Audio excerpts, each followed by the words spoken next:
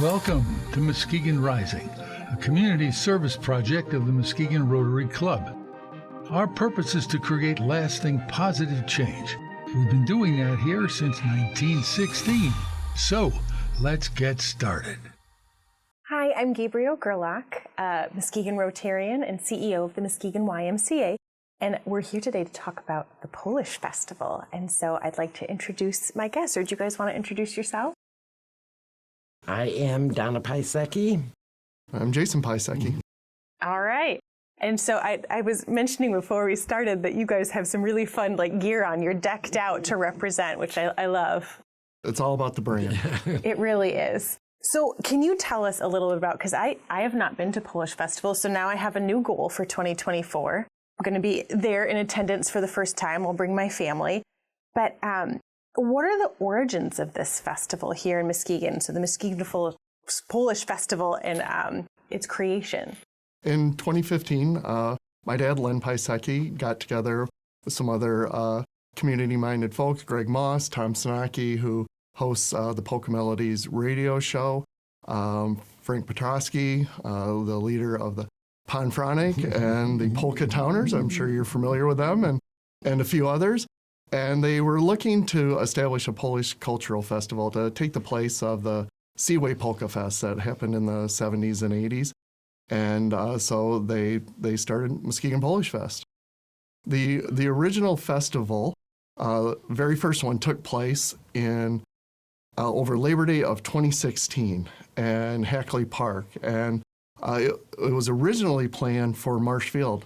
Len at that time was managing Marshfield, which is the oldest baseball stadium still in operation in Muskegon since 1916, along with Pete Gakowski and Jim Greville. And they were looking for something to bring folks down to the ballpark, but also have a community event. So because of logistics and a few other things, they shifted gears and moved it to Hackley Park. Very nice. It was a long time coming and a tough thing to put together when you start a festival from ground zero. Oh, I can only imagine. There's a lot, any event, and one as big as that, I'm sure it takes a lot of work. And behind the scenes. Jason got us a lot of help. Yeah, one of the great things about Muskegon is there's so many people willing to lend a hand. And Steve Gowron, the then mayor, he's of Polish descent. And so he was instrumental in, helping the board figure out all the hoops they needed to jump through. Also, Chris Zart with the Michigan Irish Music Fest. She was super generous with her time. She got together with Len and me and talked about some lessons that they learned for Irish Fest. And also Tim Lipan with Muskegon Bike Time and Summer Celebration. Heard on one of these earlier podcasts that Bike Time was hatched over beers with Mayor Warmington.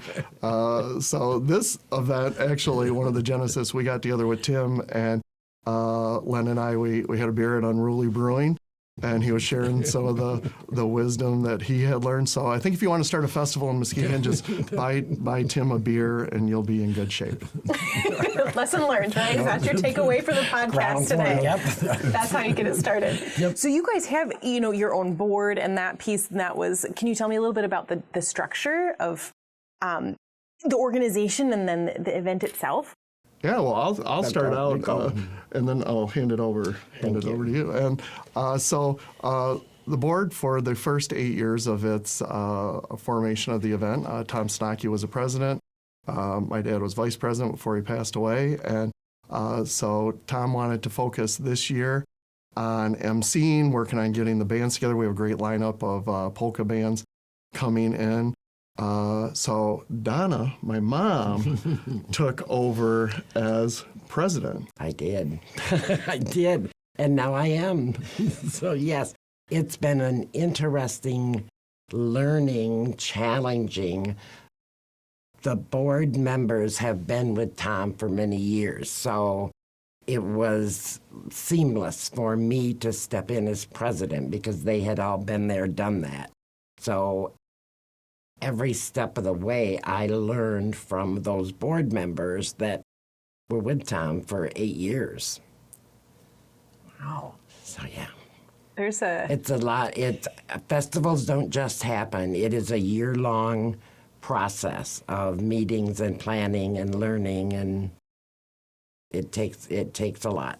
Absolutely. A lot of work goes into A that. lot of And for you to work. take on that leadership piece is exciting. I'm sure they're very lucky to have someone who's been instrumental from the beginning taking on those pieces too. Yeah. It works well.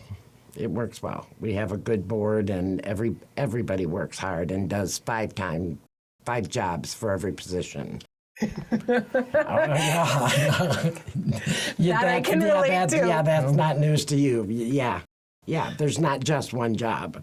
Nope. So yeah, we have a person that it gets volunteers. We have 300 to 400 volunteer spots to fill.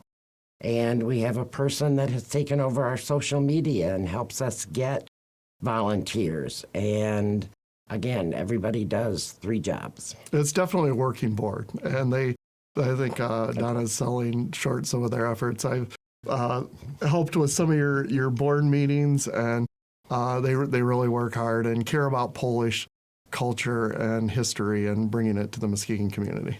Are there any favorite moments or that have happened throughout the course of the event that you guys want to share? Well, the one that we are most proud of was during COVID. Nothing was happening, and Tom Sanaki was then president and had this idea to have a mini Polish festival drive-through at Polish Falcons with a band playing in the parking lot and Polish cooking to go, and it was so successful that the line of cars was from the Polish Falcons out to Laketon Avenue. It just was amazing. People were hungry for something to do and to get out and do, and the polka band in the parking lot was a huge hit. Well, it's community and fun. Yeah. Right? Pulled together. It was. It was fun. Yeah, it was a great event and a way to keep the festival going during COVID. And one that I remember is very very early on in the festival. When you have a new festival, sometimes you don't know how much you need of this or that or the other. And one of the signature items at Polish Fest is Polish beer. So you can come down there and you can get a Tiski or you can get a Varka or you can get a Zevich. So these are beers that you don't just walk into Meyer and get. So through our partnership with Alliance Beverage, I think it was the second year, we ran out. It was just packed the first day of Tiski. So this is like the popular beer of Poland. So John from Alliance, he actually went to Chicago, Drove all night. and drove overnight and picked up a car full of beer and brought it back the second day. So we had Polish beer on the second day of the event. So that's how much people care about making this festival a success. That's dedication. Yes, it is. So, it's almost like bootlegging. Probably lucky you didn't get pulled over. Yeah. What's with all that? You're like, well, it's an event, let me tell you. Trust me. That's super fun. What is your mission? You have this great board. It sounds like amazing activities, and I'm not gonna make any assumptions. What's your mission? What are you guys trying to accomplish? The mission from the beginning, from my husband Len and Jason and Tom, was to promote Polish culture and have activities and events that passes it on to the younger generation, because those Sunday dinners at Polish Busha grandma's house don't happen anymore. The younger generation doesn't know Polish food, doesn't know about pierogies, doesn't know about punchkis, doesn't know about the Polish culture. And that really is our mission, is to hand that down through the festival to the younger generation in town. I love that. I was sharing earlier before we got started that I thought I was Polish for a number of years. I'm sorry. No, and so because we had adopted some of that family friends that we considered our aunts and uncles and all that piece, and so I very proudly, pronouncing my Polish heritage at school, and my mom was like, "Yeah, honey, no, but we still can enjoy the different pieces." Don't have to be, It's not like a clothes thing. Yeah, you can be Polish for a weekend over Labor Day. Come on down to Hackley Park. It sounds perfect. And then as you're piecing together, the structure of the event and all the details and work, how do you make sure that you're aligning to those core values, and how do you make decisions, I guess, about what to include or what new things you want to go after? And that is an ongoing task, to be honest with you. One of the things that we are most proud of is the history tent that has been done by Jackie Hilt. Honestly, in the beginning, it started out with my late brother-in-law, Ed Kling, nailing things on trees that told stories. Now this year, we need a bigger tent, as the saying goes, for this history tent that she has expanded into costumes with mannequins and stories and lists of Polish businesses from way back in the beginning. And this year, they're adding an exhibit of Polish women, famous Polish women in history. So that exhibit has outgrown itself and continues to grow because there's so much that we didn't know that we can pass on to that younger generation that takes time to go through that. I love that experiential learning. That's a big thing for me personally, and even what we do at the Y in that piece. But it's so key in connecting community and, like you said, making sure that you're still passing these pieces on. It might look different, exactly, but you can still share and build and grow and love. Exactly. Yes, I mean that is something we're very, very proud of. Plus, we continue to bring in new Polish vendors, food vendors. And have a new one from Chicago this year, the Pierogi Rig. And we actually have 3 Polish food vendors. So there's an assortment of things that people can either come back to that they came looking for or try something new. Oh. What other things can attendees look forward to for the 2024 event? So it sounds like we've got some new vendors, some added history. I'm really excited now to share. My daughter's very big into, women in history and learning that. So I'm going to definitely make sure to take her through that. But what else can we look forward to? I think one of the things that's unique about Polish Fest is the wooden dance floor that was custom built by Ed Kling, Gary Buttleman, and this is a piece of work, and it's out there right in front of the stage at Hackley Park, and it's assembled. We get the help of Coach Fairfield's Muskegon High School Big Reds come in and they put it together, and we feed them because those are big guys, and but the sections are heavy, and so we put it together so you can have an authentic Polish polka experience on a wooden dance floor outside in Hackley Park, and it's very unique experience to see when you attend the festival. I think the other thing, as Donna was saying, is the food. I mean, the food it's food, beer. It's kind of, what more do you need? It's kind of a toss up, but there's so many great vendors that Polish Girl Catering's been with us since the beginning. The Pierogi Shack is back this year, and they're doing a job. We also have Mary Amy Sinaki is serving up some of her sausages for the group, and then there's American food too. So if your kids are complaining if they don't want to try Polish food, there's Chick-fil-A, and there's other folks as well. So you can either get some pierogi, głumki, dill pickle soup, kapusta, kielbasa.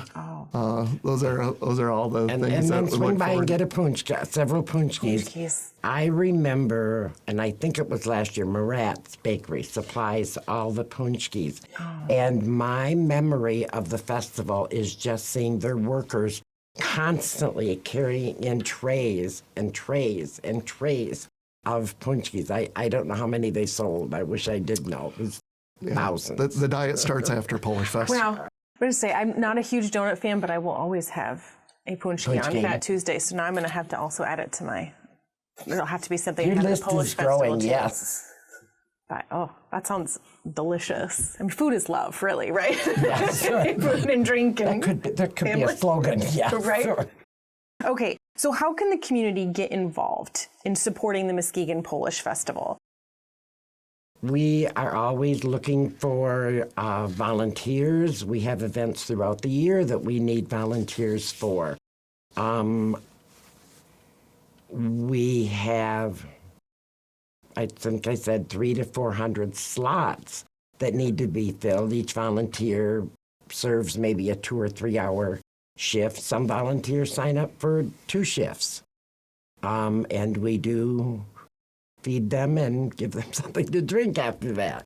So it's a lot of what goes into the volunteer part. Plus, our sponsors have been amazing. I mean, from starting from scratch, and this is our 9th year. Alliance Beverage has been our sponsor since the beginning. Port City Federal Credit Union. This year we have Motion Dynamics. Help me with these. D&D Logistics. Yep. Oh, you want me to put my glasses on? D&D Logistics. We were having a contest to see who would need to put their glasses on. And, Eagle Alloy, the Adams Act Investment Group. Oh, that's one other thing. They are sponsoring a new vendor that we are bringing in. It's called Polisher Kitchen. And she lives in Poland. They live in Poland, travel the United States. She has many, many cookbooks of Polish food. And they are sponsoring, Adams Act Group is sponsoring. She is doing food demos of Polish food, one each day. And we are excited to have her here. That is a big new draw. J&M Machine, Shoreline Insurance, Mart Dock, Webb Chemical, Heinz Corporation.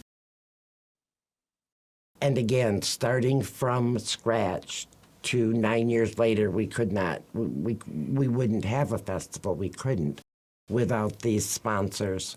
We have a huge children's area with a very large bounce house.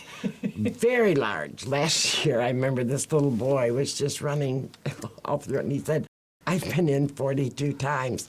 And I don't think he could count to 3, but 42 was the number he picked.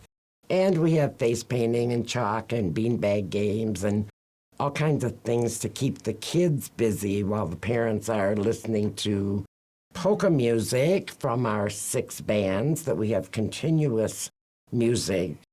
Bands.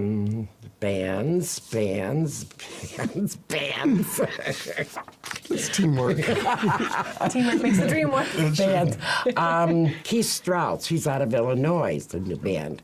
John Stevens and Double Shot from Pennsylvania. Box on Polka Band, very popular band out of Grand Rapids, very popular.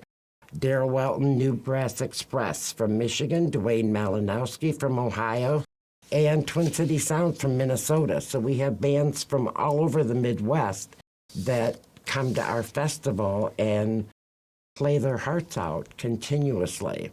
Mm-hmm. So, and Hackley Park is perfect. There is shade, there is seating, people can just sit and enjoy the music and maybe go back and grab a beer and grab something to eat and come back and sit down in the shade and listen to another band play. It's very enjoyable, and Hackley Park is the perfect place.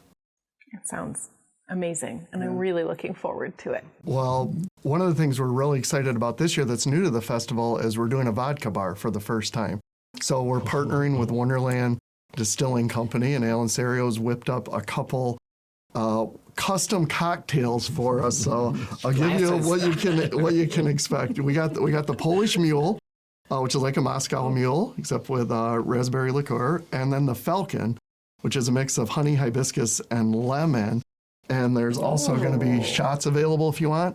I hear that Donna has conscripted my daughters to help with the shot ski because that's the kids. Like, if you don't know what it is, Google it. But we'll have a custom shot ski there. You do know, apparently. I do.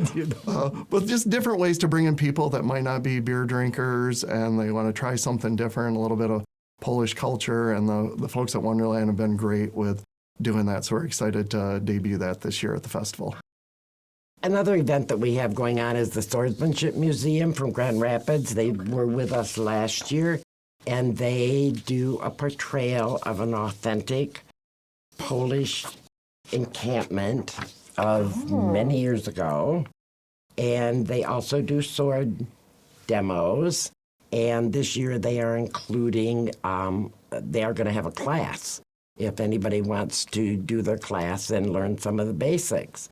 So that's a huge draw. I mean, little kids love to sit there and watch that. So we're excited about having them back, too. That sounds really fun. You really have a little bit of, it seems so inclusive. Something for everybody. Yes, truly Inclusive something is a for good anybody. word. Yes, that is that is a goal. Yes. I love that. All right, is there anything else that we need to know that I haven't thought to ask? I think importantly, we did say Labor Day, but this year that's August 30 and 31st. It's Hackley Park. Admission's $10 for people 21 and older, free for kids under that. From 11 to 2 on Friday, it's free admission. So, and another thing is we have a vendor from Chicago that has jewelry made from Polish amber that is beautiful. We have a Polish pottery vendor that has all kinds of, and my cupboard really can't take anymore, but all kinds of beautiful, beautiful, authentic Polish pottery. We have Sandrift Jewelry, and she is a local woman and makes jewelry items out of Michigan, a lot of Michigan stones. Who else do we have? Who did I forget? I don't know, you're in charge of the vendors. I know. Polish Pride of Michigan. They are a huge supplier of Polish merchandise and shirts and Christmas ornaments and knickknacks and whatever else you might want. Make me forget. Hey, that's a good list. That's a good list. I forgot. Yeah. A few surprises there, too. Yes. Yeah. There you go. I think, one thing that you asked, anything else that people would want to know, I would just say, whether you're Polish or not, come down to Hackley Park Labor Day weekend and check it out. There's really is a little bit of something for everybody. It's a good time. I mean, polka music is happy, upbeat music. You'll leave with a smile on your face and a full belly and see some really interesting things. And it goes towards a good cause, since over the last 9 years, Muskegon Polish Festival has given back almost $60,000 to the community, to organizations like Every Woman's Place, Salvation Army, Kids Food Basket. So, the money does go back into the Muskegon community, because we couldn't do the festival without the people of Muskegon. One other thing, Gabe, that I think I am proud of, and I know our board is, last year we had a poster designed by one of our board members' daughters, and we sold it with all the proceeds going to Ukraine.